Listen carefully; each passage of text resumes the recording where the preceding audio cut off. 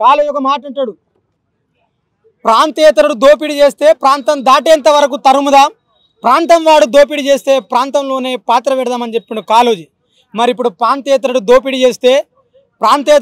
చేస్తే ఈ ప్రాంతంలో ఉన్న రాజకీయ పార్టీలు ఆ ప్రాంతేతరుడికి ఎందుకు మద్దతు తెలుపుతున్నాయి? బీఆర్ఎస్ పార్టీ కేటీఆర్ ఏమని మాట్లాడిండు, మార్వాడీలు ఇక్కడ వ్యాపారం చేసుకోవచ్చని మాట్లాడిండు. బీజేపీ ఏమని మాట్లాడుతుండు, మార్వాడీలే దేశభక్తులని మాట్లాడుతుండు.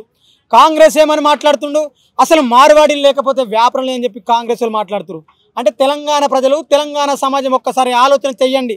ఏ రాష్ట్రం వస్తే సపరిపాలన, ఏ రాష్ట్రం వస్తే మన పిల్లలకు ఉద్యోగాలు, ఏ రాష్ట్రం వస్తే మనకు వ్యాపారాలు అని చెప్పి అశేషంగా పోరాటం చేసి తెలంగాణ రాష్ట్రాన్ని తెచ్చుకుంటే, వచ్చిన తెలంగాణ రాష్ట్రంలో పేరుకే ప్రజాప్రభుత్వం అన్నారు, పేరుకే పరిపాలన అన్నారు తప్ప ఎక్కడ కూడా ప్రజాప్రభుత్వం లేదు.